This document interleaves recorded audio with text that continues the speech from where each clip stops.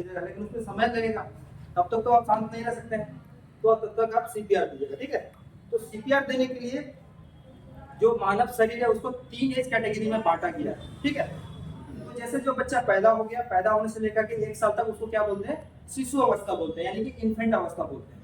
इसमें क्या होता है, बच्चा पैदा तो होता है लेकिन उसका जो शरीर का बहुत सारा अंग है वो क्या होता है, विकसित नहीं जाता है। ठीक है, तो उसी आधार पर अलग अलग तरीके से हम लोग सीपीआर देते हैं अलग अलग एज कैटेगरी को। फिर जो 1 साल का बच्चा है 9 साल तक उसको क्या बोलते हैं, बच्चा बोलते हैं। ठीक है, शिशु अवस्था बोलते हैं, चाइल्ड, 1 से लेकर के 9 साल।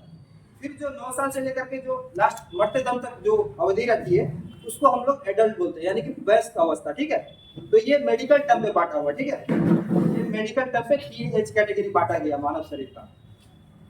उसके हिसाब से अलग अलग कंप्रेशन रेट है। जो कंप्रेशन रेट रहेगा 30 बार आप संपीड़न दर्द देंगे, यानी कि दबाव देंगे, और 2 बार आप सांस देंगे। ठीक है, जब भी सांस दीजिएगा तो जो व्यक्ति बेहोश पड़ा हुआ है उसके बारे में आप नहीं जानते हैं, आप मदद के भावना से गए हैं, आपके बारे में वो नहीं जानता है। ठीक है, अगर उसका कोई परिचित व्यक्ति है तो उनको बताना है, उनसे पूछना है कि हम ऐसे ऐसे हैं, हम जानकारी रखते हैं, हम मदद करना चाहते हैं। लेकिन अगर वो व्यक्ति अकेले है तो उसका स्वयं का सम्मति मान करके उसका मदद करना है। ठीक है, तो पहला हमने क्या किया, पहले उसको सुरक्षित जगह पर लाया, फिर उसका कॉन्शियसनेस चेक किया। ठीक है, दूसरे में क्या किया हमने, अलर्ट ईएमएस किया, एम्बुलेंस को इत्तला कर दिया। फिर आप चेक करेंगे सीएबी। ठीक है, सभी कोई 2 उंगली ऐसा करके रखिए,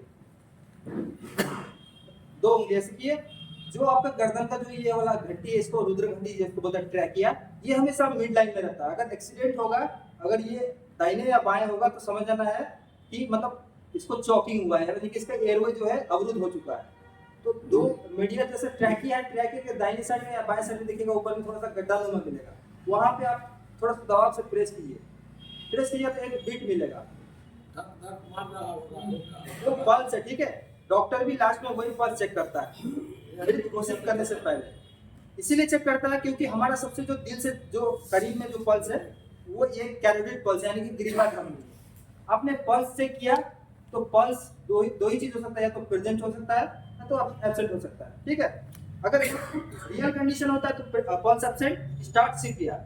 लेकिन अगर आप फिर पल्स अगर प्रेजेंट है तो आप फिर क्या करेंगे, एयरवे चेक करेंगे। ठीक है, हो सकता है एक्सीडेंट हो गया है, हेलमेट नहीं पहना था, उसका दांत टूट गया है, गले में फंस गया है, या फिर ट्रैकिया जो था वो क्या हो गया, जगह से हिल गया है, या फिर जीभ पलट सकता है। बहुत सारे केस में देखिएगा मिर्गी रखा दांती लग जाता है ना। बहुत सारा अलग अलग केस होता है जिसमें आपका एयरवे क्या होता है, अवरुद्ध हो जाता है, या फिर कोई बाहरी वस्तु है वो मुंह में चला गया। बच्चे लोग देखते हैं कुछ खा लेते हैं मुंह में अटक जाता है, उसमें क्या होता है, उसका सांस रुक जाता है। तो सीपीआर देने से पहले एयरवे इसीलिए चेक किया जाता है क्योंकि आपको सांस भी तो देना है उसको। अगर एयरवे उसका मार्ग ही बंद है, अवरुद्ध है, तो आप कैसे उसको सांस दीजिएगा। तो सीपीआर जो एयरवे चेक करने का तरीका है वो 2 तरह का रहता है। ठीक है, जो पहला तरीका रहता है हेड टिन चिन लिफ्ट बोलते हैं, इसमें नॉर्मली सर को पकड़ करके ठुड्डी को उठाते हैं और इसका मुंह देखते हैं ऐसे करके। ठीक है, ये मेथड को बोलते हैं हेड टिन चिन लिफ्ट। ये नॉर्मल तौर पे जो मेडिकल का पेशेंट है जो लंबे समय से दवा वगैरह खा रहा है उनमें यूज होता है। लेकिन एक हो गया कि जबरन उसका जबड़ा लॉक हो गया है, जैसे ये टेम्पोरल मैंडिबल जॉइंट है, जो जबड़ा आप खोलिएगा तो देखिएगा जबड़ा ऊपर का नहीं खुलता है, खाली नीचे वाला जबड़ा फंक्शन करता है आपका। मुंह से भी चबाइएगा तो खाली नीचे वाला जबड़ा क्या होता है, अप डाउन होता है। ठीक है, तो यहाँ पे कुछ मसल्स हो जाती है, वो क्या करती है, वो जबड़े को खोलती है, सिकुड़ती है। तो किसी कारणवश हो सकता है कि फंक्शनिंग में लेट हुआ, जबड़ा क्या हो गया, लॉक हो गया। लेकिन आपको सीपीआर देना है, साथ में उनको वेंटिलेशन देना है, 2 बार हवा फूकनी है, तो जबड़ा नहीं खोलेगा तो खोलना तो पड़ेगा। तो इसके लिए जो सेकेंड मेथड है वो जॉ थ्रस्ट मेथड है।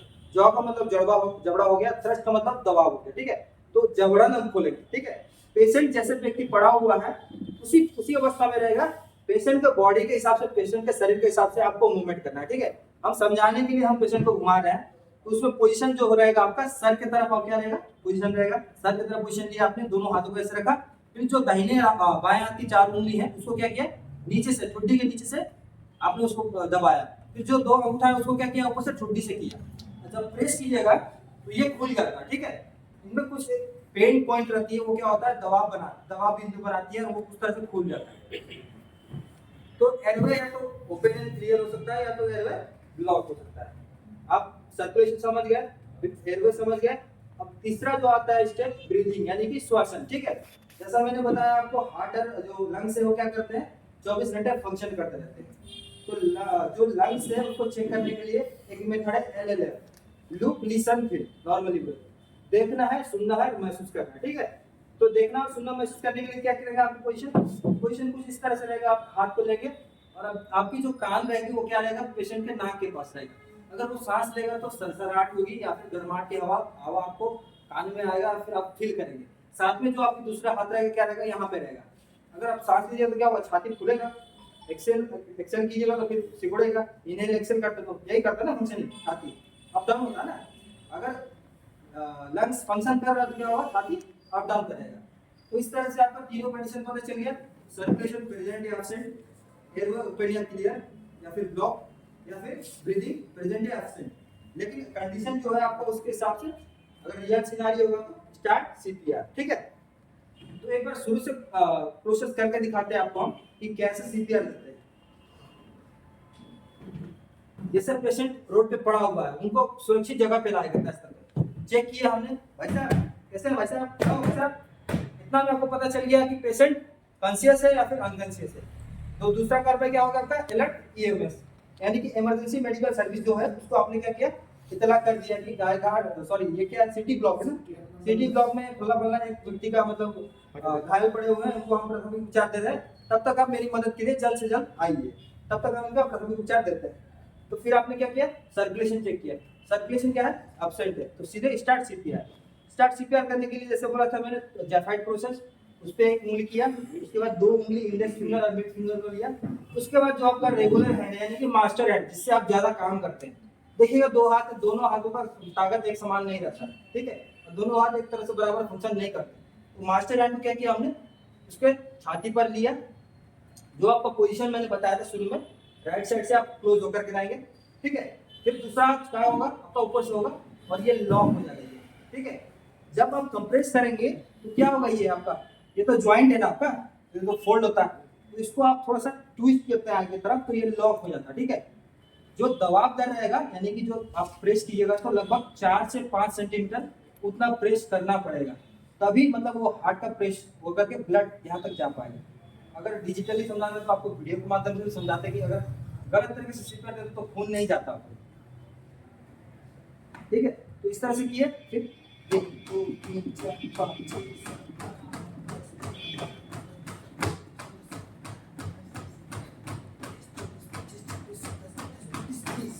ये क्या किया आपने, 30 बार कंप्रेस कर दिया, 30 बार जी 30 बार। दबाव दर कितना है आपका, 4 से 5 सेंटीमीटर, यानी लगभग 2 इंच तक आपको इतना गहरा दबाना है। ये चिंता नहीं करना कि दबाने पे छाती टूट जाएगा, ठीक है, छाती टूट जाएगा तो बाद में उसका फ्रैक्चर ठीक हो जाएगा, पहले जिंदा तो कर लीजिए इसको, फिर छाती टूटता रहेगा। फिर क्या किया, एक बैरियर के रूप में हमने रुमाल लिया, ठीक है। जब देखिएगा जो हमारा जो धरती है इसमें लगभग 31% ऑक्सीजन पाया जाता है, ठीक है।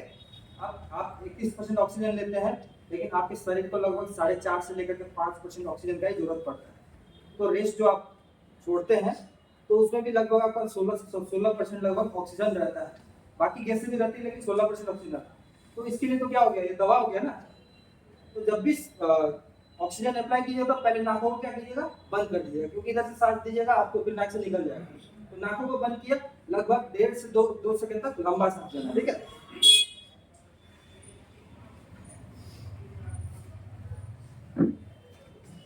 आपने हृदय को दबाया, यानी इसके ब्रेन तक ब्लड पहुंच रहा है, साथ में क्या किया आपने, ऑक्सीजन दे रहा है, तो क्या हो रहा है, ब्रेन का सेल्स आपका मर नहीं रहा है। तो कंडीशन क्या है, स्टेबल है पेशेंट के लिए। जो ये करवाई है 30 बार दवा, 2 बार सांस, ये आप 5 बार करते हैं तो 1 साइकिल पूरा होता है सीपीआर का, ठीक है। इसको 1 साइकिल बोलते हैं। अगर 5 बार आप करिएगा तो 1 साइकिल। इसी तरह से आप करते हुए पेशेंट को आप हॉस्पिटल जब तक नहीं पहुंच जाता, फिर आपसे एडवांस जो आदमी है ट्रीटमेंट के लिए वो नहीं आ जाता, तब तक आपको ये चीज करना है। यही आपका सीपीआर है। यही अगर एज कैटेगरी में बच्चे में आते तो फिर उसमें 3 से 4 सेंटीमीटर गहराई हो जाता है, ठीक है। जैसे हमने यहाँ दोनों हाथ का इस्तेमाल किया था, बच्चे में आप एक हाथ का इस्तेमाल करेंगे, लेकिन आपका जो जवाब है क्या आएगा, 1 सेंटीमीटर घट जाएगा। यही अगर शिशु की बात करते हैं